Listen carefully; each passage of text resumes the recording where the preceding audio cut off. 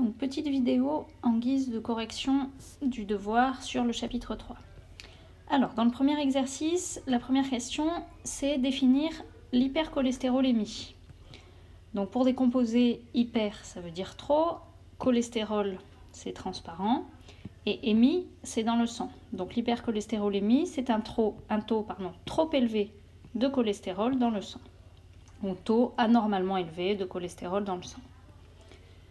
Ensuite, on vous demande de comparer les deux séquences d'ADN, c'est-à-dire la séquence de l'individu sain et la séquence de l'individu malade. Donc, quand on a des séquences à comparer, il est inutile de regarder à la fois le brin transcrit et le brin non transcrit. Vous en regardez un seul des deux. Parfois même dans les exercices, vous avez remarqué, on vous en donne un seul sur les deux. Donc si on compare les deux séquences, alors pour comparer, vous regardez vraiment une base ici, une base là, A, etc. Donc toute cette partie est identique à celle-ci. Ensuite là, on arrive à un endroit où on voit un G dans l'ADN sain, un A dans l'ADN malade. Donc c'est la mutation. Mais il est important pour pouvoir définir le type de mutation dont il s'agit de regarder la suite. Là, on a GC et on voit que dans le brin malade, GC également. Donc il n'y a qu'ici que cela change et ça change sans introduire de décalage. Vous voyez qu'après, c'est les mêmes choses, pas décalées. Donc quand c'est pas décalé, ça veut dire que c'est ni une insertion ni une délétion, mais c'est une substitution ou une inversion. Donc déjà, ça élimine 2 possibilités sur les 4. Et inversion, je vous rappelle, c'est quand vous avez 2 nucléotides voisins qui s'échangent comme ça. Et donc là, on voit que ce n'est pas le cas, puisqu'il n'y avait pas ce A ici, il est nulle part dans la séquence du brin sain. Donc puisqu'il ne s'agit pas d'une inversion, il s'agit d'une substitution. Alors quand on répond à la question dans un exercice type bac, on dit d'abord substitution, ensuite on précise de quelle base à quelle base, donc ici c'est substitution d'un G en A, et on précise la position. Donc là j'ai compté, 8e nucléotide, donc en 8e position. Donc voilà pour les 2 premières questions. Ensuite, on vous dit de déterminer à l'aide du code génétique qui était fourni dans le sujet, les séquences peptidiques correspondantes à chacun des fragments d'ADN en expliquant la démarche suivie. Donc, pour transcrire et traduire, c'est tout simple. On part de la molécule d'ADN. On va utiliser pour transcrire la complémentarité des bases azotées. Souvenez-vous, un A donne un U, un C donne un G, un T donne un A ou un G donne un C. Donc ça, c'est la première étape, la transcription. Donc vous faites ça et vous obtenez l'ARN. Alors là, j'aurais pu préciser ARN messager. Je vais l'écrire d'ailleurs. Voilà, et là aussi. Donc ça, c'est la transcription, première étape de l'expression de l'information génétique. Ensuite, pour la traduction, on utilise le code génétique. Souvenez-vous, donc c'est le tableau, je ne l'ai pas repris, mais si vous avez des problèmes, n'hésitez pas à me contacter. Donc vous prenez les nucléotides par triplet, c'est-à-dire 3 par 3, et grâce au tableau, vous regardez à quel acide aminé cela correspond. Alors moi, par habitude, j'entoure l'acide aminé. Vous verrez dans le deuxième exercice que ça peut être utile. Mais bon, si vous ne les entourez pas, c'est pas grave. Par contre, faites bien apparaître un petit tiret entre les acides aminés pour montrer qu'ils sont bien reliés par liaison peptidique. Donc voilà ce que ça donne, phénylalanine, leucine, thréonine, alanine pour l'ADN sain. On devait faire pareil pour l'individu malade. Donc on part, toujours pareil de l'ADN, je vous ai remis la mutation en rouge. On transcrit cet ADN en ARN messager, donc ça donne la même chose pour 3 codons sur 4, sauf pour celui-ci, où il y a la mutation. Et ensuite, on regarde la protéine que cela fait, toujours de la même façon avec le code génétique. Donc les codons inchangés donnent évidemment les mêmes acides aminés. Par contre, vous voyez que le codon qui est le lieu de la mutation, on n'obtient plus une thréonine, on obtient une isoleucine. Alors, les noms, vous vous en fichez, mais il faut mettre le code à 3 lettres. Donc voilà pour la question 1.3. Et donc quand vous devez expliquer la démarche suivie, vous dites j'ai transcrit l'ADN en ARN messager grâce à la complémentarité des bases et j'ai traduit cet ARN messager en protéines grâce au code génétique. Ça suffit. Donc, dernière question, enfin 2 dernières questions. Un instant, voilà. Alors, précisez tout d'abord les conséquences de cette mutation sur le récepteur au LDL. Donc, il y a une mutation dans l'ADN, dans le gène plus précisément, qui code pour le récepteur au LDL. On a constaté que cette mutation induisait un changement d'acide aminé dans le récepteur au LDL, dans la protéine. Et donc, vraisemblablement, quand on change la protéine, on va la rendre non fonctionnelle. Et en fait, dans l'énoncé, ils vous disent que cette mutation rend bien la protéine non fonctionnelle. C'est comme si vous faisiez un collier de perles, normalement il doit être tout bleu, et paf, en plein milieu, il y a une perle rouge, ça modifie le collier. Le collier n'est plus bon. Donc ça, c'était la question 1.4, ça rend le récepteur non fonctionnel. 1.5, expliquer, c'est l'étape d'après, expliquer pourquoi cette mutation est à l'origine de l'hypercholestérolémie et pourquoi elle augmente le risque de développer précocement un processus d'athérosclérose. Donc c'est là où il faut prendre un petit peu de recul. Souvenez-vous, les LDL, c'est des protéines qui se lient au... Enfin, c'est une forme de transport du cholestérol dans le sang, la forme qui ne peut pas être évacuée. C'est entre guillemets le mauvais cholestérol. Donc, son rôle normal... Alors attention, là on ne parle pas des LDL, on parle du récepteur. Donc ça veut dire que c'est... sur les cellules, vous avez le récepteur et les LDL viennent se fixer au récepteur et ensuite ça fait rentrer le cholestérol dans les cellules. Donc en effet, c'est le rôle normal du récepteur, faire rentrer le cholestérol dans les cellules. Donc si ce récepteur est non fonctionnel, que va-t-il se passer ? Puisque le cholestérol ne peut pas rentrer dans les cellules, il va rester dans le sang. Donc on aura une augmentation du taux de cholestérol dans le sang, c'est-à-dire une hypercholestérolémie. Et souvenez-vous du cours sur l'athérosclérose, le premier élément, ce qui va déclencher l'athérosclérose, c'est une lésion de l'endothélium, et par cette lésion, par ce petit trou, va s'infiltrer des LDL.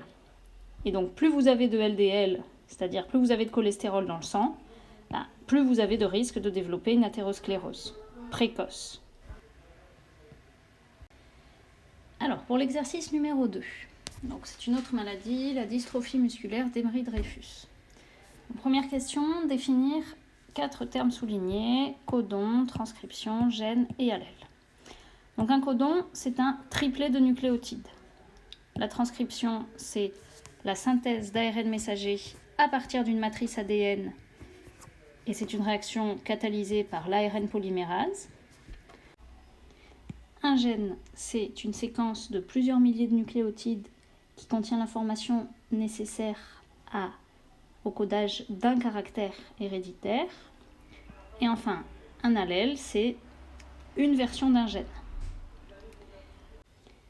Ensuite, on vous demande d'établir la séquence d'ADN de l'allèle sain du gène LMNA à partir de la séquence d'ARN qui vous est fournie en expliquant la démarche. Alors dans cet exercice, il fallait faire attention. Pour une fois, on ne vous donne pas de l'ADN, une séquence d'ADN, on vous donne une séquence d'ARN. Et donc ce qui vous était demandé, c'était l'inverse de la transcription. On vous demandait de passer de l'ARN à l'ADN. D'ailleurs, je n'ai pas écrit ADN. Donc ça, c'est assez original. D'habitude, c'est plutôt le sens inverse qu'on vous demande. La méthode, c'est la même, sauf qu'on le fait dans le sens inverse. On utilise toujours la complémentarité des bases. Mais là, alors, ça va vous sembler pareil, mais d'un point de vue biologique, c'est l'inverse qui se passe.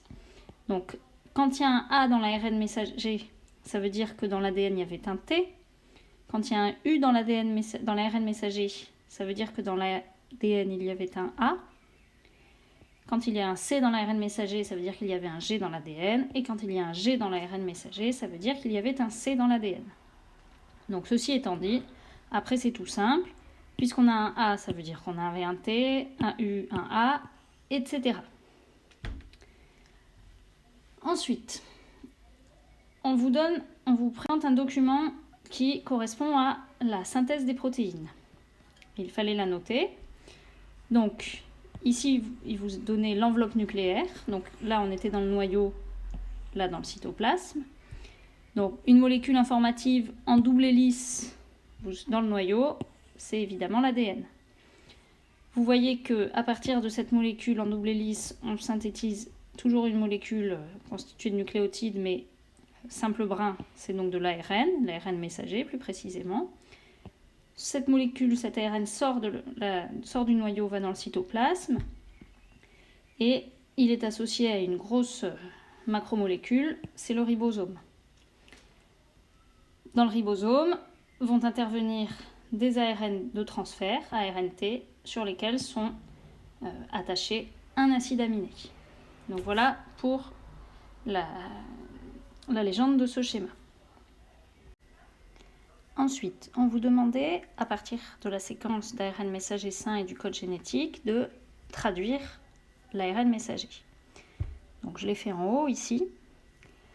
Donc là, c'est comme dans l'exercice 1, vous prenez le tableau du code génétique, vous regardez la première lettre, la deuxième lettre, la troisième lettre, vous obtenez l'acide aminé correspondant. Donc ça donne méthionine, glutamine,